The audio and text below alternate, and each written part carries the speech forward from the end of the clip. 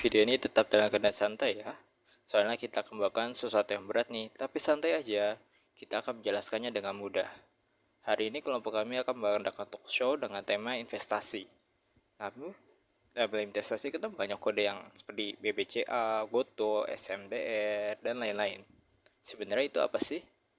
Nah, hari ini kita akan bahas secara tuntas apa sih itu BBCA, SMDR, atau Goto. Nah, dan mereka bisa dikenal dengan emiten. Nah, apa sih itu emiten? Nah, hari ini kita akan bahas tuntas apa sih itu emiten, bagaimana perusahaan menjadi emiten, dan perusahaan bisa mengembangkan emiten. Kita akan bahas dulu apa sih itu emiten. Nah, untuk saat ini kita akan jelaskan oleh Kak Dias. Oke, thanks. Jadi kalau ngomongin emiten, sederhananya emiten itu adalah perusahaan yang menjual saham atau surat berharga ke masyarakat melalui pasar modal.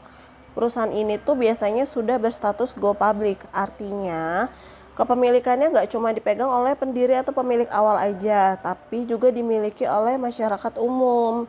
Makanya saham perusahaan emiten ini bisa kita beli di Bursa Efek Indonesia lewat aplikasi sekuritas.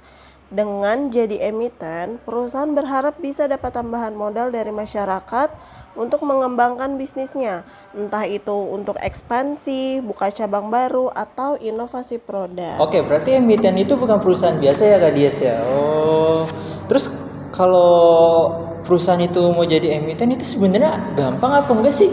Prosesnya itu bagaimana? Apakah prosesnya akan sangat panjang atau prosesnya sangat sulit? Mungkin bisa dijelaskan siapa ya? Kak Rizky mungkin? Siapa? Bisa dijelaskan? Oke, jadi gini ya guys, kalau misalnya kita ngomongin proses perusahaan menjadi emiten atau IPO itu ada panjang dan banyak juga prosesnya. Nah, aku bakal ngejelasin singkat aja.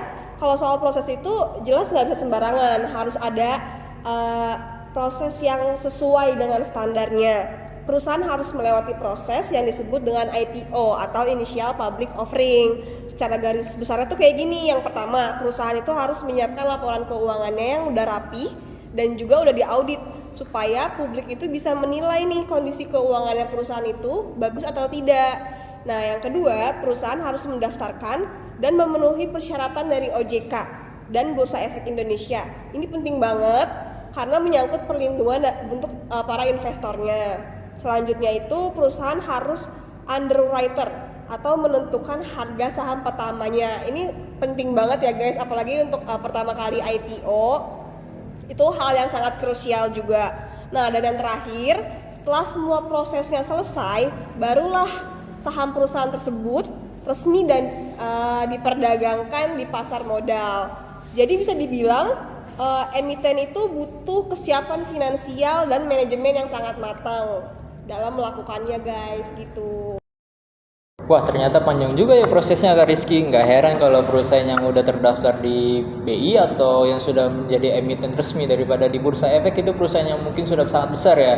Lalu perusahaan yang sudah matang secara manajemen. Namun, apa sih keuntungan daripada perusahaan menjadi emiten itu? Kenapa perusahaan mau menjadi emiten itu loh kakak-kakak?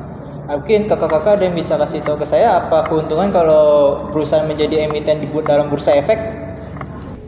Betul banget, dari sisi perusahaan, manfaat jadi emiten itu cukup besar. Yang paling utama, perusahaan bisa mendapatkan dana besar tanpa harus berutang ke bank.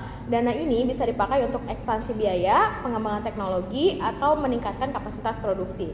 Selain itu, status sebagai perusahaan publik juga bisa meningkatkan reputasi dan kepercayaan di mata masyarakat dan investor. Tapi di balik manfaat itu, ada juga risikonya. Perusahaan harus siap transparan, karena laporan keuangan wajib dipublikasikan dan diawasi banyak pihak.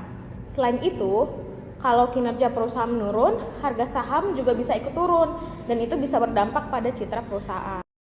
Oke Kak Bina, itu kan dari sisi perusahaannya. Lalu kalau untuk sisi yang paling dekat nih dengan kita, yaitu masyarakat luas atau teman-teman mahasiswa yang ingin menjadi investor, apa sih keuntungan daripada membeli daripada saham-saham emiten-emiten yang ada dalam Bursa Efek itu, dan resikonya mungkin bisa dijelaskan juga Kak itu ke kita. Kalau dari sisi investor, tentu ada potensi keuntungan yang bikin orang tertarik investasi saham. Keuntungan pertama adalah capital gain, yaitu selisih keuntungan dari harga beli dan harga jual saham. Kedua, investor juga bisa dapat dividen, yaitu pembagian laba perusahaan kepada pemegang saham. Tapi perlu diingat, investasi saham juga punya resiko. Harga saham bisa turun yang bisa disebut sebagai capital loss.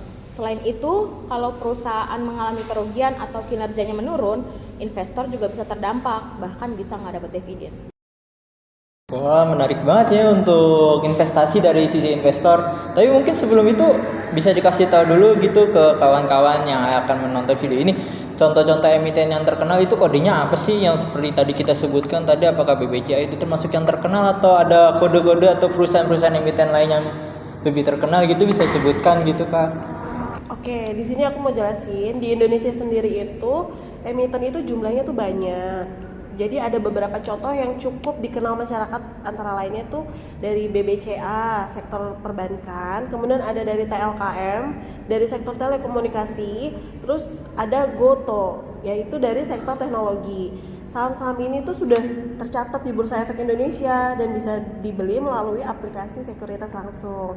Tapi tetap ya, sebelum beli kita harus analisis dulu loh. Jadi jangan sampai salah gitu. Baik, jadi kita bisa simpulkan ya, ternyata dari penjelasan ketika kakak ini, kalau emiten itu ada perusahaan publik yang sudah melakukan initial public offering di Bursa Efek sehingga sahamnya bisa diperjualbelikan di Bursa Efek Indonesia ya. Prosesnya sangat panjang, manfaatnya besar sekali untuk perusahaan dan juga untuk investor, namun resikonya juga ada bagi perusahaan maupun investor. Nah, semoga talk show ini bisa membantu kawan-kawan tentang apa sih itu dunia pasar modal, terutama tentang emiten. Sampai berjumpa di pembahasan menarik berikutnya. Dadah.